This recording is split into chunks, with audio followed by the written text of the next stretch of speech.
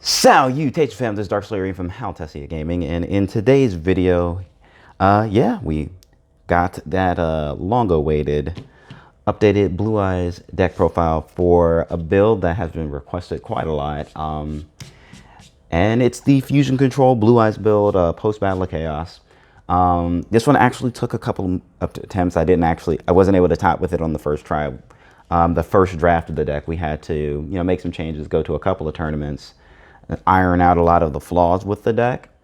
But yeah, we were able to win the tournament. We were able to get it down to that level of quality that I like. I like my deck profiles to have a little bit of I can't remember the credibility. There we go. I don't want to just be like, here's a deck profile. I want to be able to say that, like, yes, I played this in tournament. Yes, I played against meta decks. Yes, I did well with the deck. But yeah, to kind of go into this deck, right? Because this was one that actually took a lot more work to put into because of like a lot of test hints, a lot of theory. So I was looking at, two decks as like my main sources of inspiration when like putting this together. And obviously, my previous Fusion Control builds, but like you got to adapt stuff to the current meta. The meta has changed quite a bit since, I last played the deck. But also I kind of wanted to look at my Eldritch deck that I had been winning a lot of tournaments with and applying the same kind of deck profiles, the deck building theory to that.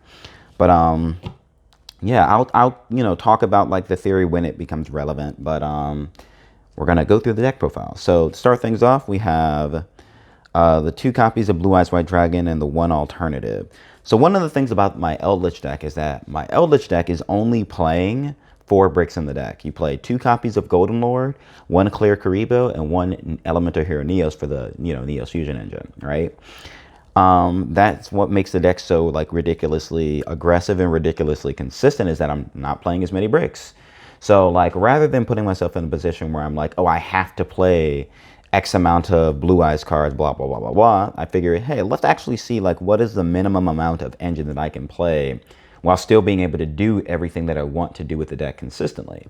And only playing 2 Blue Eyes is actually, very fine in this deck because, Ultimate Fusion keeps like recycling them and everything. So I never really felt like I was running out of them. Another thing is I was originally playing a Dragon Spirit of White to like have the 4 brick ratio, but I ended up cutting Dragon Spirit of White because I noticed that like back row matchups are not common enough, and I was never summoning Dragon Spirit of White, and every time I did see Dragon Spirit of White, it was because I was drawing it and it was breaking my hand. So I was like, you know what, let's go ahead and cut the Dragon Spirit of White, put it in the side deck, and kind of go from there. But yeah, moving on, we've got 2 copies of the new Blue Eyes Jet Dragon.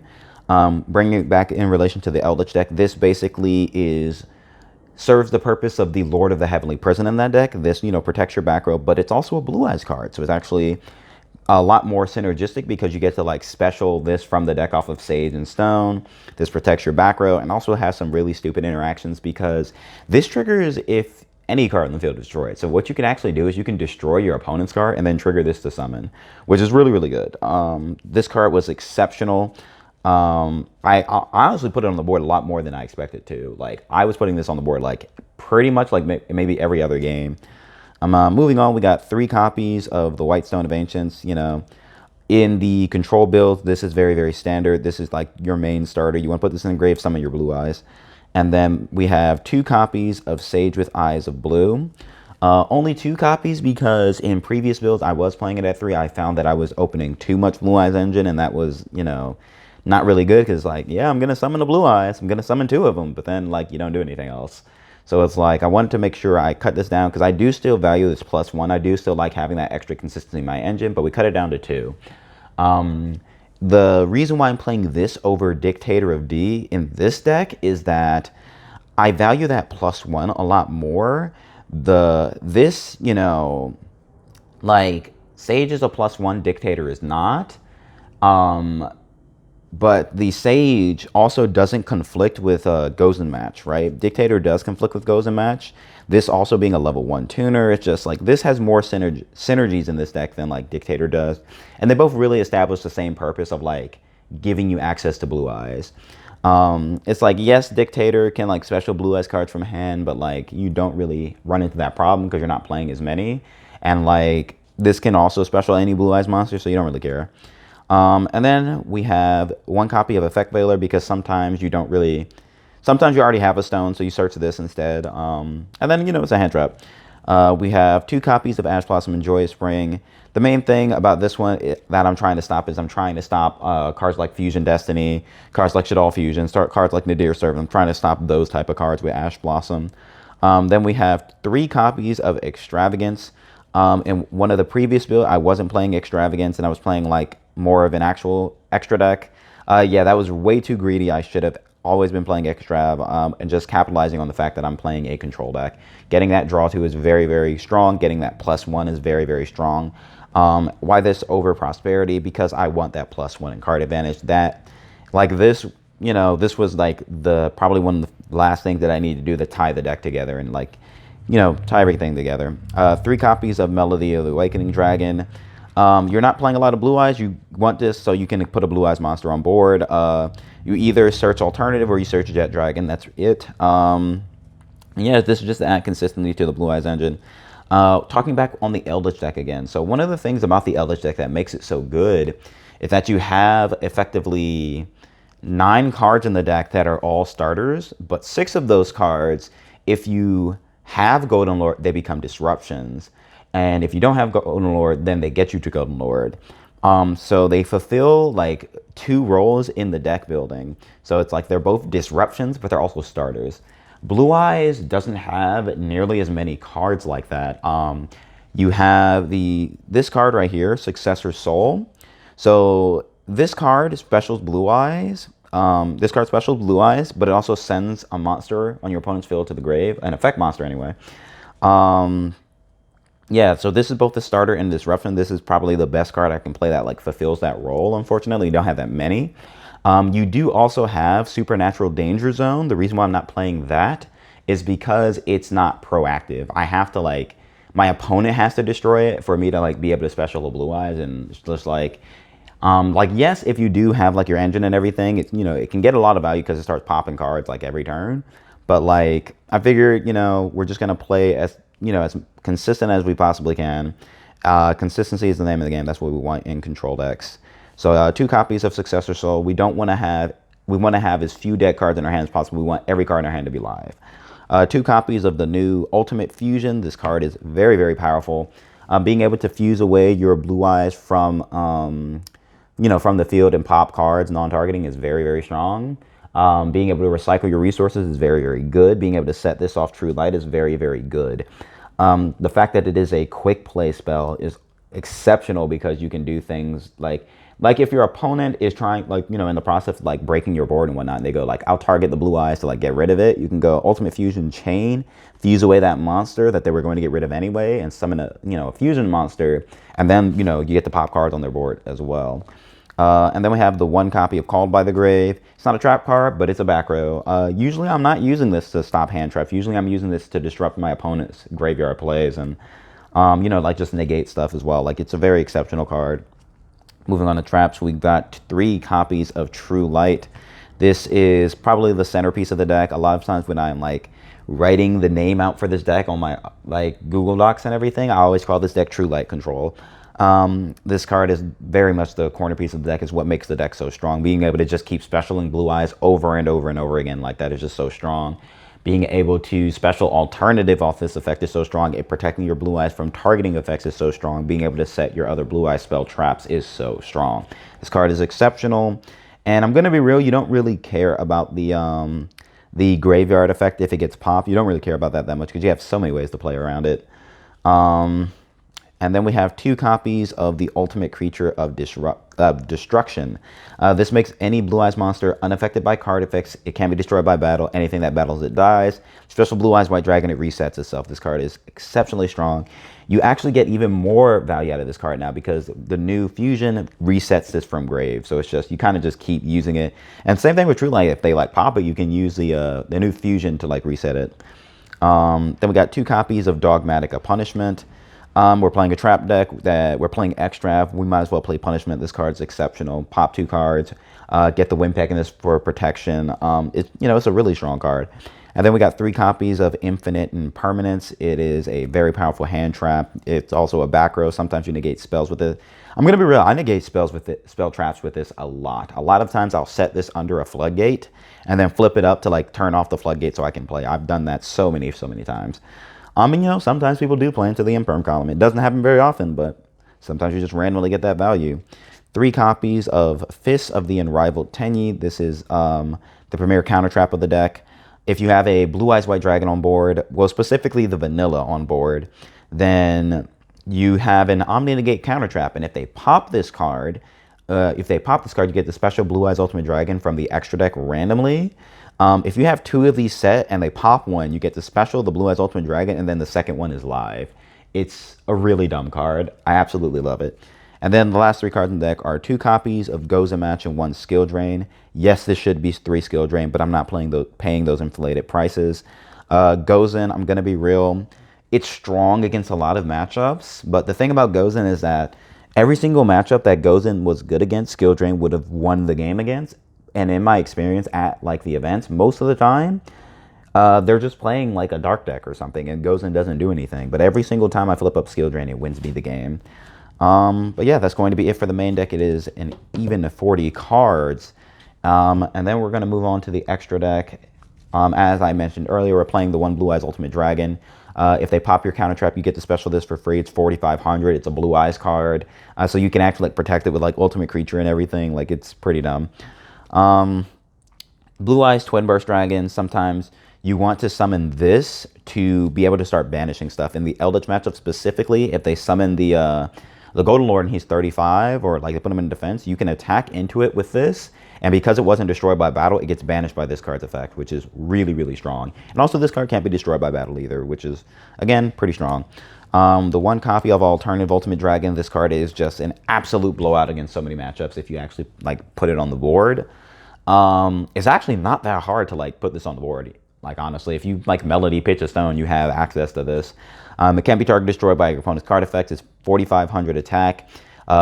Because I'm only playing the 3 Blue Eyes and one of them is alternative, this will always have the ability to pop 3 cards. It's so strong, especially in control mirrors. Like, this card hitting the board, just like a lot of decks, just like a lot of those type of decks just cannot out this card because it's too big, can't be target destroyed by card effects. And then being able to just pop 3 cards every turn is just such a tempo swing. And then, well, you know, it's also 4,500, so I can just start attacking into stuff. And then we got 2 copies of the new card, Blue Eyes Tyrant Dragon. This card is very exceptional. It's unaffected by trap cards or effects, so that's, you know, another thing that makes it so good in control matches, just unaffected by all other stuff. It can attack everything. When you attack, so basically, at the end of the damage step, if it battled at all, it can reset a trap from your grave. And that's not Blue Eyes traps, it's any trap card. I can reset Skill Drain off of this. I can reset Punishment off of this. I can reset Gozen off of this. It's kind of dumb.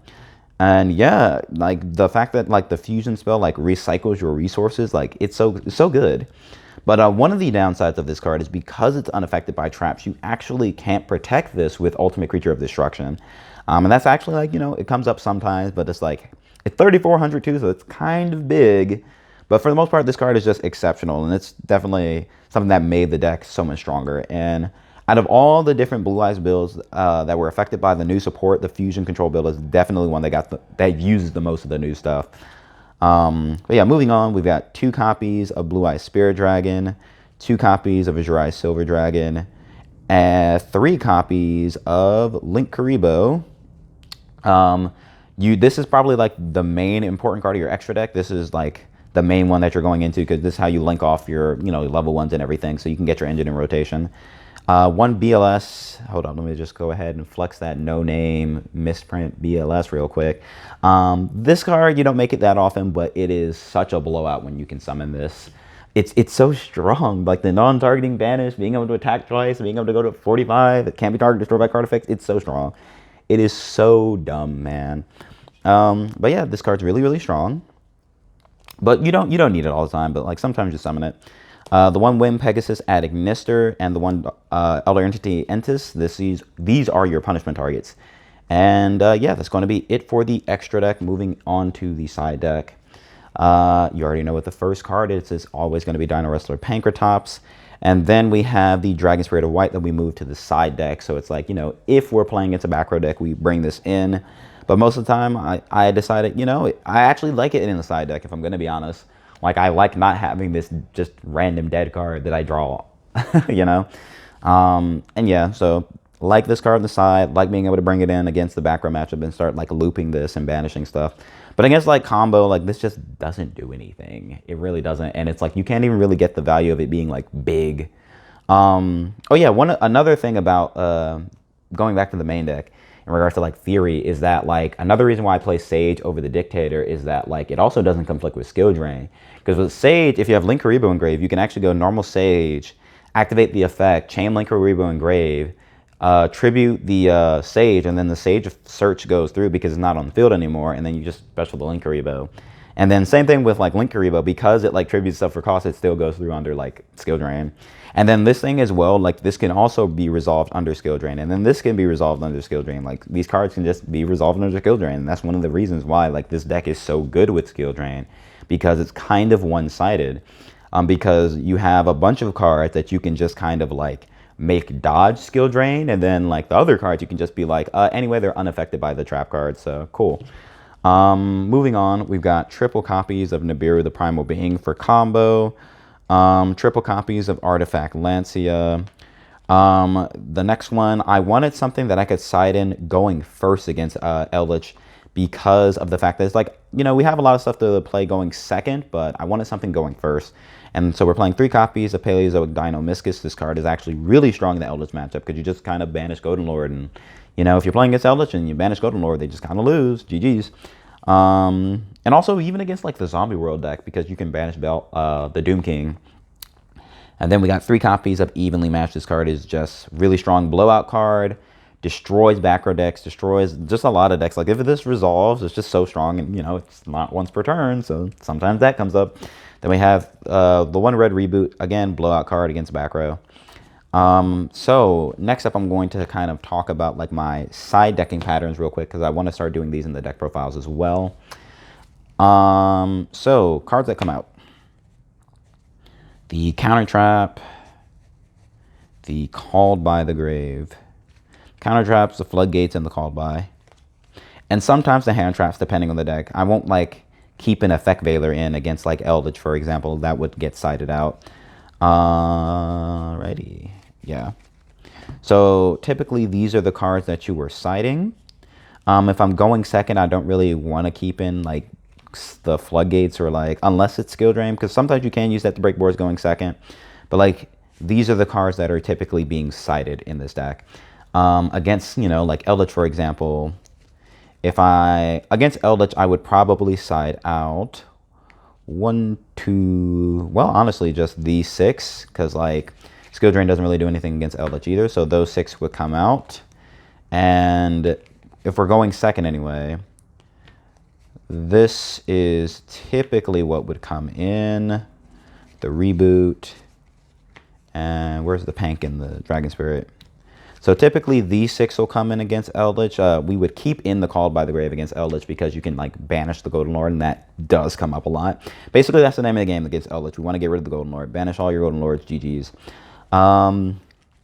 Against, say, combo, typically it's going to be, like, honestly, sometimes I side very heavily against combo. Sometimes I'll side out like the lower impact stuff. Like I might side out like some of the back row, like Successor Soul, that will be a bit harder to actually like get it off when, you know, going second. I might side those out. I might side out the obviously like the Called by the Grave going second, but you know, that's just more stuff I would side out. But siding in against combo typically is going to be like this plus Nibs. And if I'm playing against PK, the Lancias come in too, because, you know, we're not trying to deal with all that back row, or rather all that interruption. We're not trying to deal with all that, like the Zeus and everything. We're not trying to deal with all that, because, you know, that's another thing they will do. They will go battle phase, they'll make Zeus, and they'll like try to send all your stuff, and we don't want that happening. So we want to be able to like shut them down, not let them get to play at all. Against like Dragon Link, I'll probably, like, again, Dragon Link's another deck where I like side like this for, where all of this comes in because I need to be able to shut them down. And like the trap cards aren't really going to be that impactful, and being able to like shut them down and then just establish like my engine, a lot of times they won't have the gas to like keep going through all of this. And like Nib Imperm is pretty strong, so yeah. So like usually like the Ashes will come out against like Dragon Link and PK because Ash just doesn't do enough. We keep in the Valor, we keep in the Imperm, being able to Imperm a Verte, Valor a Verte, being able to like go Nib plus Imperm, Nib plus Valor, etc. Those are like, you know, really, really strong. Let's see what else. Prank Kids. Against Prank Kids. Again, like this is just kind of the going second. Like if I'm, you might be wondering why. Like I'll keep the Ash Blossoms in because ashing like the first Prank Kid like kind of ends their turn unless they very specifically have the what's it called, the poly, or like basically I have the Parallel Exceed, etc. to shame block. But yeah, I keep in the nibs because they summon like way more than 5 times, so you can nib them a lot of the time. Yeah. So yeah, that's the basic rundown of a lot of the matches. Oh, IDS, Dogmatic Invoke Shaddoll. We don't side in nibs. Basically, it'll be like the Lancias because being able to chain Lancia to Invocation is pretty good because it makes them waste the Invocation. You know, they don't get the follow-up, and you can actually just kind of punish them really hard for that. Evenly is really strong against that deck as well if they don't have access to Mechaba. And a lot of times, even if they do have access to Mechaba, because they don't always have a trap in hand to pitch. But yeah, that's going to be it for the deck profile. I think lastly, what I want to do to like round off the video. Okay, yeah, we can do like one test hand. All right, that side. This is main. Oh no, that's not main. That side. There we go. 1, 2, 3, 4, 5, 6, 7. All right, there we go. Let's go ahead and hit it with that good old shuffle. Then we'll do like one test hand because this video is getting a little bit long, and then we'll, you know, go from there.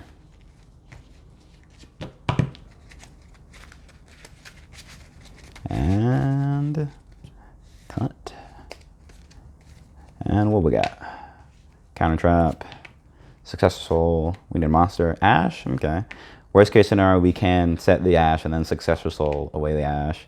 And it looks like that's what we're going to be doing.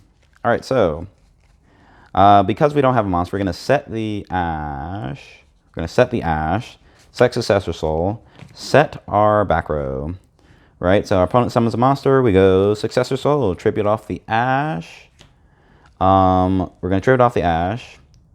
And we're going to special. Wait, hold up. That's not. I'm just going to like set those over there. We're going to tribute off the Ash, and we're going to send their monster. We're going to special a Blue Eyes White Dragon. This looks really weird. Hold up. There we go. Special Blue Eyes White Dragon. Put the graveyard right here. Special Blue Eyes White Dragon, and now the counter trap is live. So this is live. The counter trap is live now. Counter trap's live, and we have Gozen, which, you know, again, I prefer these to be skill drains, but maybe they're playing the Brave Engine and they, you know, summon the token and you flip up skill drain and then they go, oh, I can't summon anything else. GG's, they pass. But yeah, we also have the counter trap, so that's good. I keep forgetting this is a control deck, so these don't take as long. We'll do like one more, maybe two more.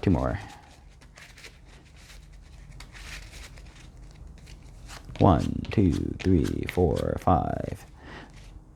What kind of hand is this? This hand's not too bad. This is a set 5. Go ahead. Well, actually, hold up. Let me look at the cards again, actually. We might not want to set 5. Okay, we don't set 5. We keep this one in hand. We keep the True Light in hand. The reason you keep the True Light in hand is because if they, like, duster you, you don't want to, like, auto-lose. So basically, what you would do is, well, you have Punishment Gozen match to potentially stop your opponent. Gozen's pretty strong, actually. So, again, if they're playing Brave, you're good. If they're playing like a multi-attribute deck, then you're good. Gozen shuts them down.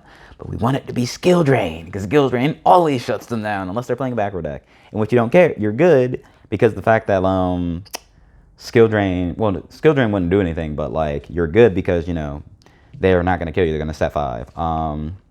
So goes in. We're going to punishment something. We're going to punishment something, and then what we're going to do is we're going to true light, actually, because we want to deck them because we want to draw a starter.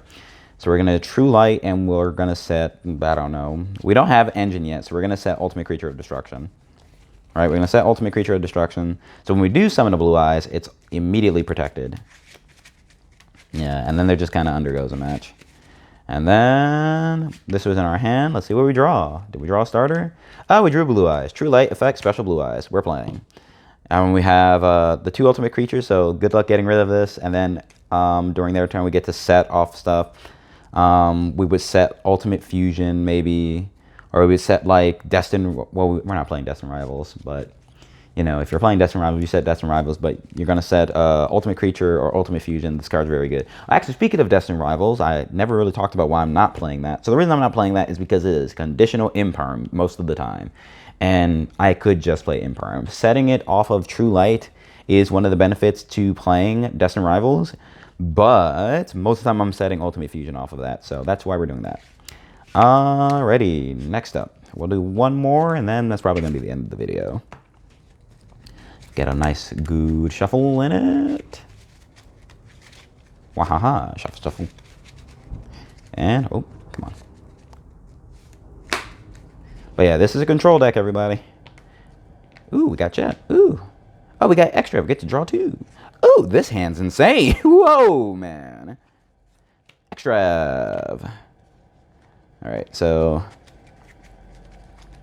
gonna give it a nice little shuffle. And then we're gonna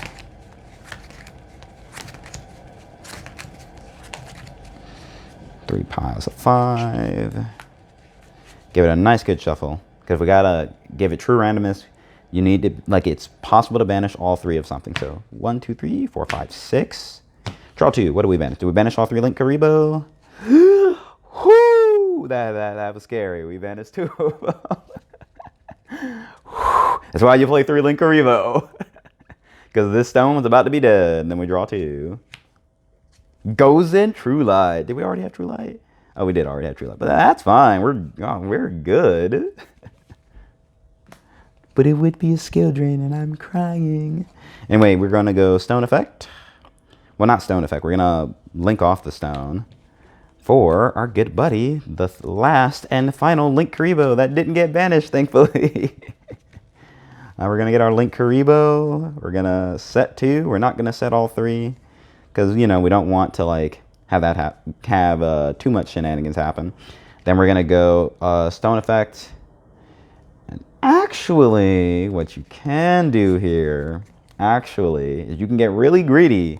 You can actually special a Jet Dragon here, right? So interesting thing about this card. Where is it? Blah blah blah. All right, so notice how it says you can only use each of the following effects of Blue Eyes White Jet Dragon while you have a Blue Eyes White Dragon in your grave or on your field. But notice how that's after the first effect, which is the, oh wait, you can't see this at all. But they're after the first effect, which is the one that protects your board. So you get that effect even if you don't have a Blue Eyes White Dragon. So you can get really greedy and summon this Jet Dragon now, or that, you know, instead of doing that, what you probably want to do is special the Blue Eyes White Dragon from your deck. And yeah, so we got, well, we would have Skill Drain, but I don't have Skill Drain, but it's fine because we have a Floodgate, we have the Blue Eyes, we have the Jet Dragon. That's looking good. Alrighty. We have like 1 less punishment target, which kind of sucks, but it's fine. And we also don't have the Blue Eyes Ultimate anymore, but it's like we still have all of our other fusions that we actually want to summon, so that's pretty good. But yeah, that's going to be it. So I want to try to make this like the usual structure of the deck profiles. I want to do like the deck profile, the deck building theory, and like some test hands and like a combo tutorial. But yeah, that's basically what you want to do. You want to get Blue Eyes plus back row. You don't want to have too much Blue Eyes cards. You don't want to have too much back row. Yeah, that's going to be it for this deck profile. This has been Arim from Haltessiagaming. I'm going to try to get some live duels with this build. And try to get some more live duels with this, show some more matchups. But yeah, What I keep forgetting. What is it? I think like and subscribe or something like that. Like and subscribe. This has been Arim from Haltessiagaming. Thank you very much for watching, and have a wonderful day.